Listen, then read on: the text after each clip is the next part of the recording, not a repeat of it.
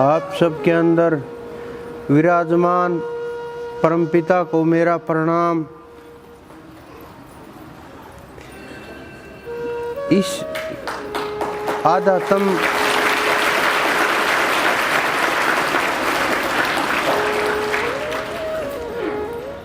आध्यात्म के अंदर दो ही दूरी होती हैं, एक मन एक आत्मा। मन और आत्मा, इन्हीं के ऊपर पूरा का पूरा आध्यात्म टिका हुआ होता है। आध्यात्म की दूरियां मंदिर मस्जिद नहीं होती। मन और आत्मा, जब हम मन को समझने लगते हैं, मन के ऊपर काम शुरू करते हैं, मन को पकड़ में करने लगते हैं, तो जीव धीरे धीरे ऊपर उठता है, इंद्रियां पकड़ में आने लगती हैं। ये नहीं कि आप कहीं भी जाओ वहाँ आपका मन पकड़ में आ जाएगा। ये भी नहीं कि आप ध्यान में बैठे हो तो आपका मन पकड़ में आ गया है। बहुत से लोग जिनके मन और विचार मैं देखता हूँ, वो ध्यान में बैठने से ही परेशान हैं। इतना अहंकार उत्पन्न हो जाता है कि सोचना और समझना दोनों बड़ा मुश्किल हो जाता है। घर के अंदर ही इतना राग द्वेष उत्पन्न हो जाता है कि ध्यान और ध्यान का अहंकार, कि मैं ध्यान के ऊपर बैठता हूँ, बच्चे नहीं बैठते। बच्चे बोलते हैं मैं ध्यान पे बैठता हूँ, मम्मी पापा नहीं बैठते। जब विचार देख करके किए जाएंगे तो समझ आएगा, जो 2 घंटे ध्यान के ऊपर बैठे हुए लोग हैं, वो ध्यान के ऊपर नहीं बैठे हैं, वो हठ योग किए हुए बैठे हैं। कि आसपास आवाज़ें आ रही हैं, बच्चे शोर कर रहे हैं, टीवी या फ़ोन चल रहे हैं, या अड़ोस पड़ोस में जो भी लोग कुछ आवाज़ें कर रहे हैं, बैठे बैठे ध्यान के अंदर शरीर को ज़बरदस्ती रोक के रखते हैं। मन के अंदर होता है अभी उठ के इसको सुना दूं, रोक दूं, टीवी फ़ोन को तोड़ दूं, इन बच्चों को फेंक दूं। इस प्रकार के विचार चलते हैं। ये सब लोगों की यही हालत है जिनकी ध्यान की अच्छी अवस्था नहीं है। तो ये ध्यान की अवस्था नहीं है, ये मात्र एक दिखावा हो जाता है। ये राग द्वेष से भागना भी नहीं है, ये भी नहीं कि आप जाग गए हो। एक व्यक्ति आया मेरे पास, नया लड़का था। उन्होंने कहा कि आप अपने बारे में बताइए। बात होती रही, मैंने कहा भजन कीजिए। उन्होंने कहा मुझे लगता है जो आप बोल रहे हो ये मुझे प्राप्त हो गया।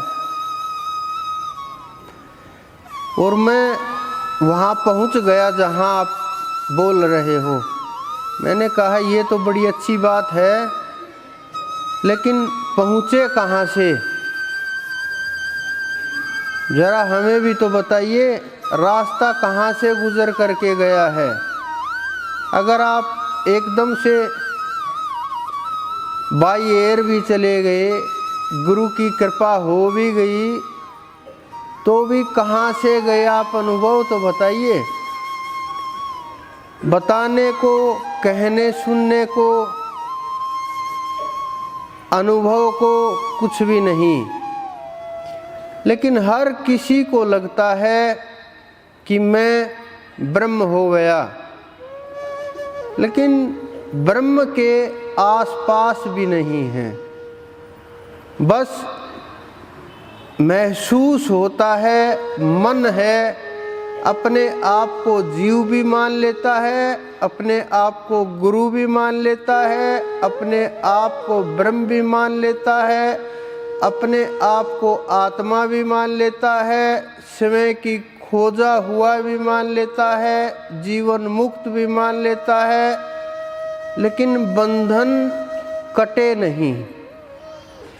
जिस प्रकार से सैकड़ों मन सूत उलझा हुआ हो, मन उससे भी ज़्यादा उलझा हुआ है, लेकिन हमें सुलझाना नहीं आता। और धागे लपेटते रहते हैं, और कर्म चढ़ते रहते हैं।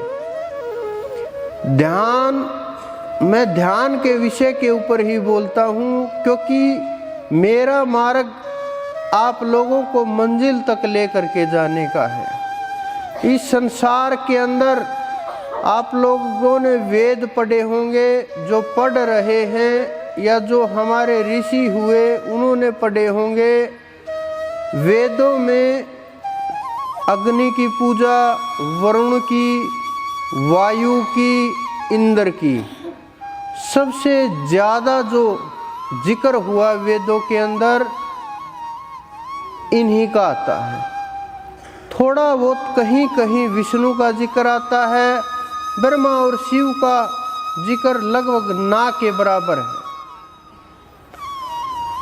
तो फिर कैसे समझ आए कि किस प्रकार से त्रिदेव हुए? क्या वेद फिर अधूरा ज्ञान है? कैसे खेल शुरू हुआ? कहाँ परमात्मा है? कैसे ज्ञान होगा? क्या अनुभव हुआ? फिर जो हमारे ऋषि मुनि थे उन्होंने प्रयास किया कि कौन कौन सी ताकतें हैं। कुछ बुद्धिजीवी लोग, कुछ अनुभवी, कुछ खोजी लोग, जिन्होंने ये समझा कि कोई ताकत है परमात्मा की, जो संहारक शक्ति है, जिसके कारण से पूरी की पूरी सृष्टि विनाश की ओर जा रही है, मृत्यु को प्राप्त हो रही है। कोई ऐसी सत्ता भी है जो पूरे ब्रह्मांड को चलाए हुए है। तीसरी जो सत्ता उन्होंने माना कि कोई तो इस जगत को पैदा करने वाला भी है। तो इस प्रकार से तीन शक्तियों को मान लिया गया। फिर उनको रूप दे दिए गए। फिर हमारे शास्त्रों की रचनाएं शुरू हुई। हमारे शास्त्रों का तो ये हाल है, 4 वेद, फिर शास्त्र 6, फिर 18 पुराण, 108 उपनिषद, भागवत अलग से, और लाखों लाखों पुस्तकें। अगर आप पढ़ने लगोगे